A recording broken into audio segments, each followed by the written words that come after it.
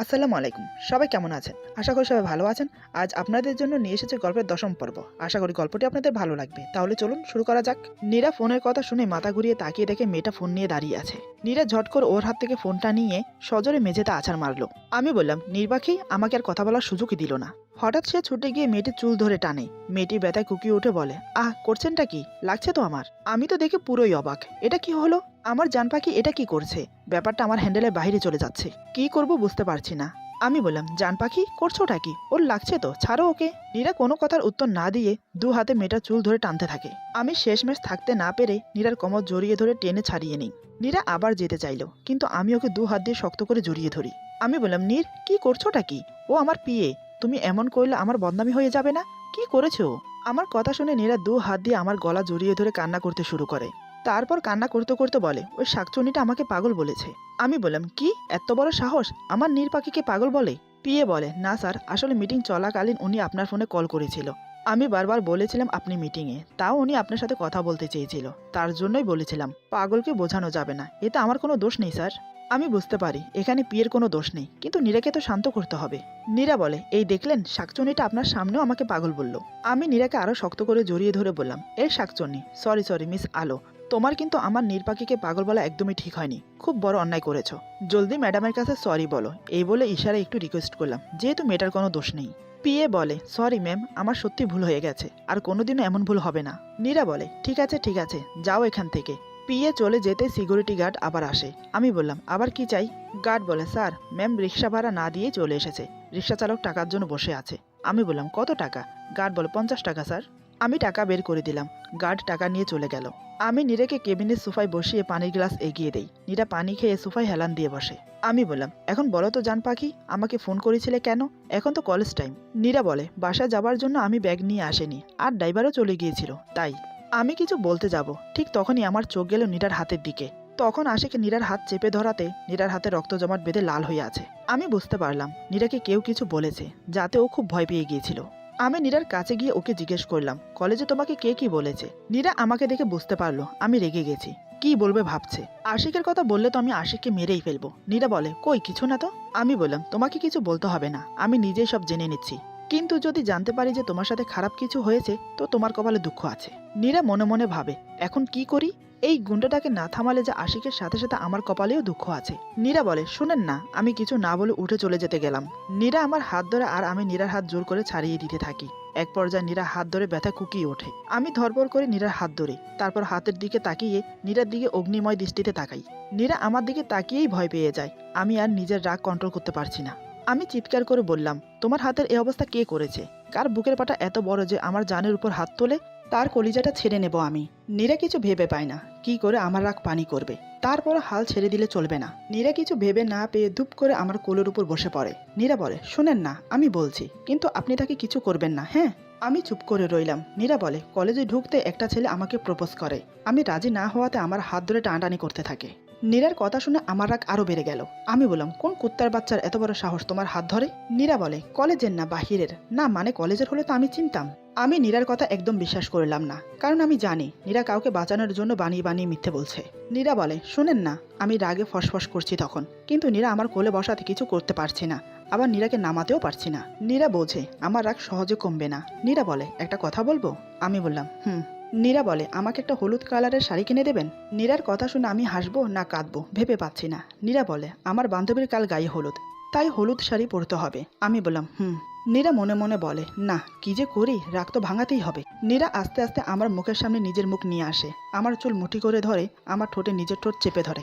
আমি তো হতবাক হয়ে যাই নীরার এই কাজে। নিমেষেই আমার রাগ মাটি হয়ে যায়। আমি নীরার কোমর জড়িয়ে ধরি। নীরা আমার ছোঁয়ায় কেঁপে ওঠে। আমার চুল আরো শক্ত করে মুঠো করে ধরে।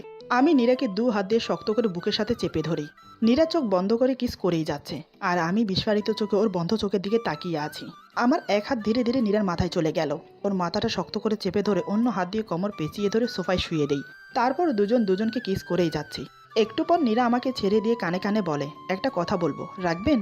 আমি মুখে কিছু না বলে মাথা নাড়িয়ে সম্মতি জানাই। নীরা বলে, আমাকে কোলে নিয়ে সবার সামনে দিয়ে যেতে পারবেন? আমি কোনো কথা না বলে নীরাকে কোলে তুলে নেই। নীরা পরম যত্নে আমার গলা জড়িয়ে ধরে। আমি বললাম, নির্পাখি? নীরা বলে, হুম। আমি বললাম, একটা কাজ করতে চাই, অনুমতি দেবে? নীরা বলে, হুম। কি? আমি কিছু না বলে নীরার ঠোঁটজোড়া নিজের আয়ত্ত করে নেই। আমি যে আবার নীরাকে কিস করব নীরা ভাবতে পারেনি। কিছুক্ষণ পর আমি নীরাকে ছেড়ে দিয়ে তারপর কোলে নিয়ে সবার সামনে দিয়ে নিচে চলে আসি। সবাই তো হাঁ হয়ে যায় আমাদের ওইভাবে দেখে। গাড়ির কাছে এসে আমি নীরাকে গাড়িতে বসিয়ে দেই। তারপর নিজেও গাড়িতে বসে ড্রাইভারকে কলেজে যেতে বললাম। এটা শুনেই নীরার মাথায় আকাশ ভেঙে পড়ে। নীরা মনে মনে বলে, আল্লাহ, তাহলে ওনার রাগ কমেনি, এখন কি করে ওনাকে থামাই? নীরা বলে, শুনেন না। আমি বললাম, উফ নির্পাখি, কোনো কথা নয়। তোমার কি ধারণা আমি বুঝি না? যে মেয়ে আমার ধারে কাছেও ঘাসে না সে আজ নিজে যেচে আমার কাছে আসছে, কেন বুঝি না আমি? চুপচাপ বসে থাকো, আমার রাগটা বাড়িও না। নীরা বলে, আপনার তো রাগ পড়েই গিয়েছিল, বাদ দেন না।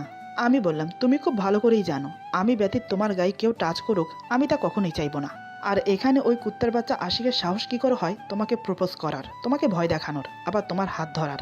আমি দেখবো আজ ওর কলিজাটা কত বড়। নীরা বলে, না না, আশিক না তো। আমি বললাম, ঠাস করে এমন একটা থাপ্পড় মারবো না আমার কাছে মিথ্যা বলা বের করে দেব। তুমি কি ভেবেছো তুমি না বললে আমি জানতে পারবো না? আমার ধমক শুনে নীরা চুপ করে যায়। আমি বললাম, তোমার সাহস তো কম না, তুমি আমাকে মিথ্যে বলে ওকে বাঁচাতে চাচ্ছ? কে হয় ও তোমার? হ্যাঁ, কে হয়? চেনো তুমি আমাকে? চুপচাপ গাড়িতে বসে থাকো। ততক্ষণে আমরা কলেজে পৌঁছে গেছি। আমি বললাম, আমি আসছি বলে আমি গাড়ি থেকে নেমে কলেজের ভিতরে চলে গেলাম। নীরা বলে, হাই আল্লাহ, এখন কি হবে? ওনার যা রাগ, কে বাঁচাবে এখন আশিককে? কি করি আমি? না, বসে থাকলে হবে না, মার খাই খাবো, কিন্তু ওনাকে আটকাতেই হবে। এই ভেবে নীরা তাড়াতাড়ি গাড়ি থেকে নেমে কলেজে আসে। পুরো কলেজ খুঁজেও নীরা আমাকে দেখতে পায় না। পরে নীরার কলেজের ছাদের কথা মনে হতেই দূরে ছাদে চলে আসে। এসে ছাদের দৃশ্য দেখেই নীরার মাথা ঘুরে যায়। আশিক অজ্ঞান হয়ে মাটিতে পড়ে আছে, ওর পুরো শরীর রক্তে ভেসে যাচ্ছে, কিন্তু আমি ওকে কুত্তার মতো মেরেই যাচ্ছি। মনে হচ্ছে কোনো দানব ভর করেছে আমাকে। নীরা চিৎকার করে আমার নাম ডেকে ওঠে, মিরাজ। আমি পিছন ঘুরে দেখি নীরা দেয়াল ধরে দাঁড়িয়ে আছে। নীরা বলে, মানুষ আপনি কি করছেনটা কি? মরে যাবে ও। আমি বললাম, গেলে যাক, তোমার কি এতে? তুমি এখানে কেন আসছো? তোমাকে না আমি গাড়ি থেকে নামতে বারণ করলাম? নীরা বলে, ওকে প্লিজ হসপিটালে নেবার ব্যবস্থা করেন, নইলে ও মরে যাবে। আমি বললাম, ওটাই ওর প্রাপ্য, ওর সাহস কি করে হয় তোমার গায়ে হাত দেয়া? দেখেছো কি হাল করেছে আমি ওর? সবারই এমনই হাল হবে যে এর মতো সাহস দেখাবে। নীরা বলে, ভুল মানুষ মাত্রই হয়। আমি বললাম, চুপ নির্পাখি, কোনো কথা নয়, যাও গাড়িতে গিয়ে বসো। নীরা বুঝলো এখন আমাকে কোনোভাবেই বোঝানো যাবে না। নীরা বলে, আপনি যদি এখন ওর চিকিৎসার ব্যবস্থা না করেন তো মনে রাখবেন আমি কিন্তু নিজের ক্ষতি করে দেব। নীরার কথা শোনার সাথে সাথে আমি ওর গালে ঠাস করে থাপ্পড় মেরে দেই। নীরা ধপ করে ফ্লোরে পড়ে যায়। আমি নিজের হাত সজোরে দেয়ালে ঘুষি মেরে দেই। তারপর সাথে থাকা ছেলেদের বললাম আশিককে হসপিটালে নিয়ে যাওয়ার জন্য। আমি নীরার হাত ধরে টানতে টানতে গাড়িতে এনে বসিয়ে দেই। নীরা আমার কাছ থেকে দূরত্ব রেখে বসে ফুপিয়ে ফুপিয়ে কান্না করতে থাকে। আমি চেঁচিয়ে বললাম, কাঁদছো কেন তুমি? আমার ধমকে নীরা আরো জোরে কেঁদে ওঠে। আমি ড্রাইভারকে বললাম, ভাইয়া গাড়ি থামান তো। আমার কথা মতো ড্রাইভার গাড়ি থামিয়ে দিল। আমি নীরাকে বললাম, গাড়ি থেকে নামো। নীরা চুপ করে আছে। আমি আবার বললাম, আমি গাড়ি থেকে নামতে বলছি। আমার কথা মতো নীরা গাড়ি থেকে নেমে গেল। আমি গাড়ির দরজা সজোরে লাগিয়ে ওকে রেখেই চলে যাই। নীরা আমার চলে যাওয়ার দিকে তাকিয়ে আরো জোরে কান্না করে দেয়। আমি যে ওকে মাঝ রাস্তায় এমন করে নামিয়ে দেব তা কখনোই ভাবিনি। নীরা ঠাই দাঁড়িয়ে কাঁদতে থাকে। কিছু দূর গিয়ে আমি আবার গাড়ি ঘুরিয়ে নীরার সামনে দাঁড় করিয়ে দরজা খুলে দেই। নীরা এটা দেখে উল্টো দিকে হাঁটা শুরু করে। আমি বললাম, এই মেয়েটা আমাকে আর কত কষ্ট দেবে? আমি গাড়ি থেকে নেমে নীরার সামনে গিয়ে দাঁড়াই। আমি বললাম, গাড়িতে বসো, বাসায় যাব। নীরা কিছু না বলে পাশ কাটিয়ে চলে যেতে গেলেই আমি এক ঝটকা নীরাকে কোলে তুলে নিয়ে গাড়িতে বসিয়ে দেই। আমি বললাম, ভাইয়া চলুন। বাসায় এসে আমি ফ্রেশ হয়ে আবার অফিসে চলে যাই। নীরা ফ্লোরে বসে কান্না করতে থাকে। নীরা এটা কিছুতেই মেনে নিতে পারছে না যে ওর জন্য কারোর ক্ষতি হয়েছে, দোষটা যারই হোক না কেন। তিশা বলে, ভাবি আসবো? নীরা কোনো উত্তর দেয় না। উত্তর না পেয়ে তিশা ঘরে এসে দেখে নীরা মেঝেতে শুয়ে আছে। তিশা বলে, ভাবি তুমি এভাবে এখানে শুয়ে আছো কেন? শরীর খারাপ? নীরা বলে, না, শরীরটা ভালো লাগছে না। তিশা নীরার গায়ে হাত দিয়েই চমকে ওঠে। আমার হাতের মার খেয়ে নীরার গায়ে জ্বর চলে এসেছে। তিশা বলে, এ কি ভাবি, তোমার গায়ে তো অসম্ভব জ্বর। বলে, মামনি, ও মামনি, জলদি এ ঘরে একবার আসো তো। মা বলে, কি রে, কি হলো? তিশা বলে, তাড়াতাড়ি ভাবিকে বিছানায় নিতে হবে, ভাবির গায়ে খুব জ্বর। মা বলে, বলিস কি? নীরা, এই নীরা, কথা বল মা। তিশা বলে, ভাবি জ্ঞান হারিয়েছে মা, এভাবে হবে না, তুমি ভাবির মাথায় পানি ঢালার ব্যবস্থা করো। আমি ভাই আর ডাক্তার আঙ্কেলকে ফোন করে আসছি। মা খেয়াল করে দেখে নীরার গালে 5 আঙ্গুলের কালো দাগ হয়ে আছে। মা বুঝলো নীরার জ্বর আসার পিছে আমার অবদান। এদিকে তিশা আমাকে আর ডাক্তারকে ফোন করে। আমি তিশার কথা শোনা মাত্রই বাসায় চলে আসি। এসে দেখি মা নীরার মাথায় পানি দিচ্ছে। নীরার এখনো জ্ঞান ফেরেনি। আমি দৌড়ে নীরার কাছে যেতে গেলে মা ইশারায় থামিয়ে দেয়। মা বলে, একবার মেয়েটার দিকে তাকিয়ে দেখ কি অবস্থা করেছিস ওর। এজন্যই ভয়ে মেয়েটার গায়ে জ্বর চলে এসেছে। অন্যের বাড়ির মেয়ে যখন এনেছিস তাহলে ভালো করে রাখ, তোর বাবা জানলে ওকে ওর বাবার কাছে রেখে আসবে কাল। আমি চুপ করে মায়ের কথা শুনে যাচ্ছি। তিশা বলে, থাক না মা, এখন ডাক্তার আঙ্কেল যা বলে গেছে সেটা করো। মা বলে, জ্বর তো কমে গেছে, কিন্তু ওর তো জ্ঞান ফিরছে না, ওষুধ কিভাবে খাওয়াবো? আমি বললাম তোমরা যাও, আমি ওষুধ খাইয়ে দিচ্ছি। আমার কথা শুনে মা আর তিশা রুম থেকে চলে গেল। আমি নীরার মুখে ওষুধ দিয়ে হালকা করে পানি ঢেলে দেই, কিন্তু গাল বেয়ে পানি পড়ে যায়। পরে আমি মুখে পানি নিয়ে নীরা ঠোঁটে ঠোঁট লাগিয়ে পানি দিয়ে ওষুধ খাইয়ে দিই। তারপর সারা রাত নীরার পাশে হেলান দিয়ে বসে থাকি, কিন্তু ভোরের দিকে আমার চোখ লেগে যায়। আমি হেলান থাকা অবস্থায় ঘুমিয়ে যাই। সকালে নীরার ঘুম ভাঙলে আমাকে ওভাবে ঘুমোতে দেখে সে উঠে বসে। আমাকে ঠিক করে শোয়াতে গিয়ে কালকে আশিককে মারার কথা মনে পড়ে যায়। নীরা তাড়াতাড়ি উঠে ফ্রেশ হয়ে আমি ওঠার আগেই রুম থেকে বেরিয়ে যায়। মা বলে, কি রে মা, তুই আবার রান্নাঘরে আসলি কেন? তোর শরীর এখন কেমন? নীরা বলে, ভালো আছি মামনি, কিন্তু শরীরটা খুব দুর্বল লাগছে। মা বলে, মারে জ্বর থেকে উঠলি তো তাই এমন লাগছে, তুই গিয়ে বস, আমি একটু পরেই নাস্তা দিচ্ছি। নীরা বলে, আমি ঠিক আছে মামনি, আমি রুটিটা বানিয়ে দেই। মা বলে, না না আমি পারবো। নীরা বলে, মামনি প্লিজ প্লিজ। মা বলে, আচ্ছা আচ্ছা ঠিক আছে। এদিকে আমার ঘুম ভাঙতে নীরাকে দেখতে না পেয়ে রুম থেকে বেরিয়ে আসি। কিচেনে এসে দেখি নীরা ময়দা মাখছে। এটা দেখেই আমি আবার রেগে যাই। আমি নীরার কাছে চলে আসি। আমি বললাম, তুমি এখানে আসছো কেন? নীরা চুপ। আমি আবার বললাম, তোমার শরীর ভালো না, কাজ করতে হবে না, চলো রুমে রেস্ট নেবে। নীরা চুপ। আমি বললাম, আমি কিছু বলছি তোমাকে। নীরা তারপরও চুপ। আমি নীরার হাত ধরে টানতে টানতে বেসিনের সামনে নিয়ে যাই। তারপর হাত ধুয়ে দিয়ে রুমে নিয়ে গিয়ে বিছানার উপর বসিয়ে দেই। নীরা কোনো আওয়াজও করে না। আমি নীরার নাস্তা ঘরে এনে দিয়ে নীরাকে খেতে বললাম। নীরা কথা কানে না নিয়ে চুপ করে বিছানায় বসে থাকে। এটা দেখে আমার রাগ আরো বেড়ে যায়, কিন্তু কিছু বললাম না। নিজের হাতে নীরাকে খাইয়ে দেই। নীরা চুপচাপ হালকা খেয়ে মেডিসিন নিয়ে বিছানায় শুয়ে পড়ে। আমি বললাম, পায়ের ধাপ এ ঘরের বাইরে যেন না যায়, চুপচাপ শুয়ে পড়ো। আমার একটা জরুরি কাজ আছে, শেষ করে তাড়াতাড়ি বাসায় আসবো, তারপর একসাথে তোমার বান্ধবীর বাসায় যাব। নীরা আমার কথার কোনো উত্তর দিল না, চুপ করে থাকলো। নীরার এই নীরবতা আমার আরো অসহ্য লাগতে শুরু করে। তাই আমি তাড়াতাড়ি বাসা থেকে বেরিয়ে গেলাম। আমি চলে যাবার সাথে সাথে নীরা তিশার কাছে গেল। তিশা বলে, আরে ভাবি তুমি আসলে কেন? আমাকে ডাকলেই পারতে। কেমন লাগছে এখন? নীরা বলে, আমার সাথে এক জায়গায় যেতে পারবে? তিশা বলে, হ্যাঁ অবশ্যই, কোথায় যাবে? নীরা বলে, গেলেই দেখবে হলুদ শাড়ি পরে রেডি হও। তিশা বলে, শাড়ি পরতেই হবে? ঠিক আছে ভাবি, 1 ঘন্টা টাইম দাও, আমি রেডি হয়ে আসছি। নীরা বলে, কাউকে কিছু বলো না। তিশা বলে, ঠিক আছে। ভাইকে কিছু বলবো না? নীরা একটা শুকনো হাসি দিয়ে বেরিয়ে আসে। দুজনে রেডি হয়ে বেরিয়ে পড়লো খানিক বাদে। আমি এসে নীরাকে রুমে না দেখে ভীষণভাবে রেগে যাই। মায়ের কাছে এসে জানতে পারি নীরা আর তিশা কোথাও গেছে, ঠিক বলে যায়নি কোথায়। আমি ঠিকই বুঝতে পারি কোথায় গেছে। আমি একটা হলুদ রঙের পাঞ্জাবি পরে রেডি হয়ে বেরিয়ে পড়ি। তারপর নীরার বান্ধবীর বাড়ি চলে যাই। গিয়ে সেখানে নীরাকে কোথাও খুঁজে পাই না। তাই চলে আসতে গিয়ে দেখি একটা মেয়েকে ঘিরে অনেকজন বসে আছে, সম্ভবত মেহেদি দিচ্ছে। আমি মেয়েটার দিকে তাকিয়ে ওর মুখ দেখার চেষ্টা করি, কিন্তু দেখতে পাচ্ছি না। আর শাড়িটাও আমার চেনা চেনা লাগছে, কিন্তু মেয়েটাকে এখনো দেখতে পাচ্ছি না। চুল দিয়ে মেয়েটার মুখ পুরো ঢেকে আছে। মেয়েটা সবার হাতে মেহেদি দিয়ে দিচ্ছে। এরই মধ্যেই তিশা এসে আমাকে ভাইয়া বলে ডেকে ওঠে। তিশা বলে, ভাইয়া তুই এখানে? আমি বললাম, নীরা কই? তিশা বলে, ওই যে সবার হাতে মেহেদি দিচ্ছে। আমি বললাম, ওইটা নীরা? তিশা বলে, পুরো বিয়ে বাড়ি ঘুরে আসো তো, ভাবির মতো সুন্দরী কাউকে পাও কিনা। আমি বললাম, মানে আমি কি এখানে মেয়ে দেখতে আসছি? তিশা বলে, তা কেন, তুই তো এসেছিস ভাবির কলিজা ধরে টানতে, তা ভাবিকে দেখেছিস? আমি বললাম, দেখতে পারলাম কই। তিশা বলে, দাঁড়া ভাবি। নীরা তিশার ডাকে মুখ তুলে তাকিয়ে দেখে আমি ওর সামনে দাঁড়িয়ে আছি। নীরা আমাকে দেখে তাড়াতাড়ি দাঁড়িয়ে যায়। আমি নীরাকে দেখে পুরোই ফিদা হয়ে যাই, কারণ নীরাকে দেখতে আজ খুবই সুন্দর লাগছে। নীরা আজ লাল আর হলুদ মিক্সের শাড়ি পরেছে, সাথে চুলগুলো ছেড়ে দিয়েছে। নীরাকে দেখেই যাচ্ছি, চোখের পলকও পড়ছে না আমার। সব থেকে বড় কথা, নীরা যে শাড়িটা পরে আছে সেটা আমি গতকাল রাতে এনে লুকিয়ে রেখেছিলাম নীরাকে সারপ্রাইজ দেব বলে। কিন্তু আজ নীরাকে দেখে নিজেই সারপ্রাইজ হয়ে গেলাম।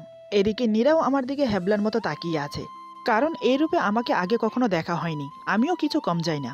আমি আজ হলুদ আর লাল মিশ্রের পাঞ্জাবি পরেছি। নীরা হাঁ হয়ে তাকিয়ে আছে। তিশা বলে, হেম হেম স্যার ম্যাডাম, এটা তো বাড়ি নয় যে এভাবে সবার সামনে একে অপরকে দেখে যাবেন।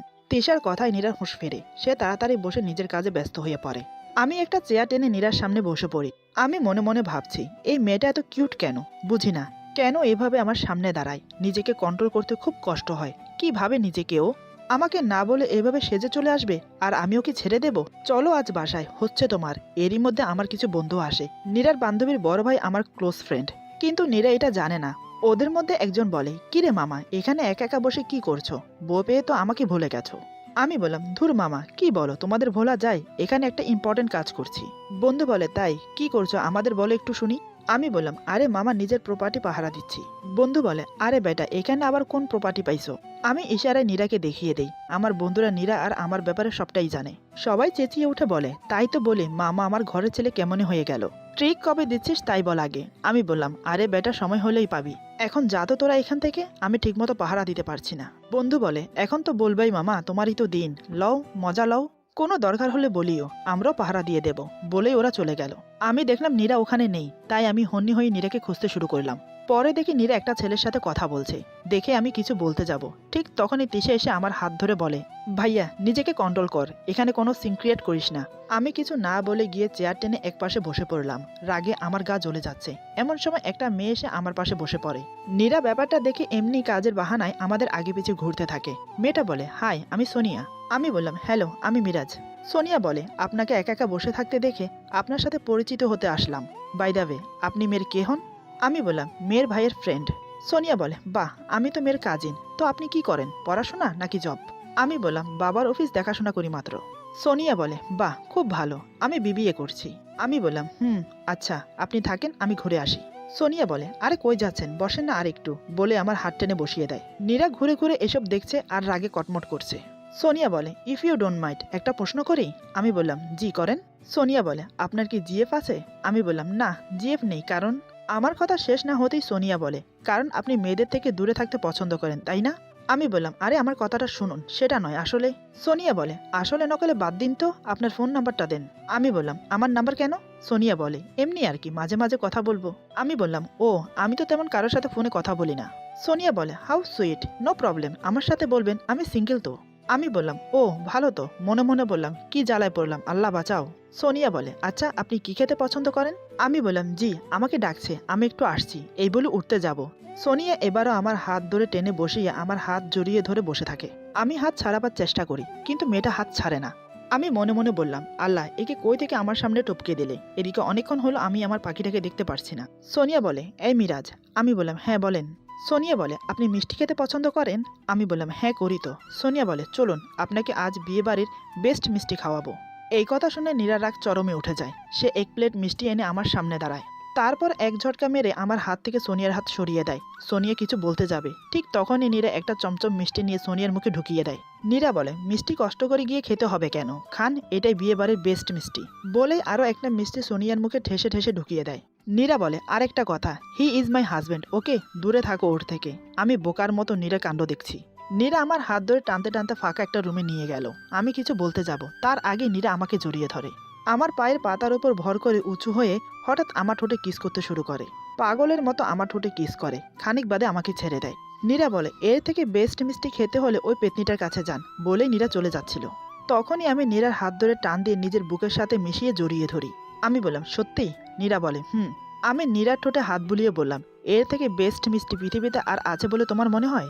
নীরা বলে, হ্যাঁ তাই তো, ওই শাকচুন্নি আপনাকে মুখে তুলে খাইয়ে দেবে, জান না? তাই তো হাত ধরে চুপকে বসেছিল, আর আপনিও। আমি নীরার কোমরে হাত দিয়ে ওকে উঁচু করে বুকের সাথে জড়িয়ে ধরলাম। আমি বললাম, নীর পাখি, আমার চোখের দিকে তাকিয়ে সত্যি বলো তো, তোমার কি সত্যি মনে হয় আমি অন্য কোনো মেয়ের সাথে টিস করতে পারি? নীরা বলে, না করলে এতক্ষণ কি করছিলেন? হ্যাঁ, সাহস কি করে হয় ওই পেতনিটার আপনার হাত ধরার? আমি বললাম, আরে কি জ্বালায় পড়লাম, আমি কি ইচ্ছে করে বলেছি আমার হাত ধরো? মেয়েটা এমন করে হাত ধরলো, ছাড়াতে পারছিলাম না। নীরা বলে, কেন, এক হাত ধরেছে তো আরেকটা হাত ছিল না? বসিয়ে দিতে পারলেন না কানের নিচে একটা? আমি বললাম, কি বলো এসব, মেহমান হয়ে বাসায় এসে ওদের মেহমানকে কেমনে মারবো? নীরা বলে, ও তাই, কথা কথা শুধু আমাকে মেরে উল্টিয়ে দিতে পারেন, ছাড়েন আমাকে। এই বলে নীরা হাত পা লাপাতে শুরু করে নিচে নামার জন্য, কিন্তু আমি নীরাকে না নামিয়ে আরো শক্ত করে জড়িয়ে ধরি। নীরার কানে হালকা করে কিস করি, আমার ঠোঁটের ছোঁয়ায় নীরা কেঁপে ওঠে। আমি বললাম, নীর পাখি? নীরা বলে, আমি বললাম, আরেকবার মিষ্টি খেতে চাই প্লিজ, বলেই নীরার ঘাড়ে ছোট ছোট কিস করতে থাকি। আমার এই ভালোবাসার পাগলামো সহ করতে না পেরে দু হাত দিয়ে আমার মাথা তুলে ওর ঠোঁট গুজে দেয় আমার ঠোঁটে। নিজের ঠোঁট পিষ্ট হচ্ছে আমার ঠোঁটের মাঝে। দুজন হারিয়ে গেলাম অন্য জগতে। বেশ কিছুক্ষণ পর নীরা আমার কাছ থেকে জোর করে নিজেকে ছাড়িয়ে নেয়। আমি আর নীরা রুম থেকে বেরিয়ে আসতেই নীরা আমার হাত টেনে ধরে। আমি বললাম, কি হলো? নীরা বলে, একটা কথা রাখতে হবে। আমি বললাম, বলো না জান পাখি, কি করতে হবে? আমি ভাবলাম হয়তো সামান্য কোনো কিছু বলবে, কিন্তু হঠাৎ নীরা যেটা আবদার করে বসলো, সেটা শুনে আমার মাথা ঘুরে গেল। এটা কি করে করব? আমি অবাক হয়ে ওর মুখের দিকে তাকিয়ে রইলাম। ভাবতে পারিনি এই পাগলি মেয়েটা আমার কাছে এমন এমন কিছু আবদার করবে। এরপর যা হলো। আজকের গল্প এখানে সমাপ্ত। গল্পের বাকি অংশ পেয়ে যাবেন আগামী পর্বে। সবাই ভালো থাকবেন, সুস্থ থাকবেন, আল্লাহ হাফিজ।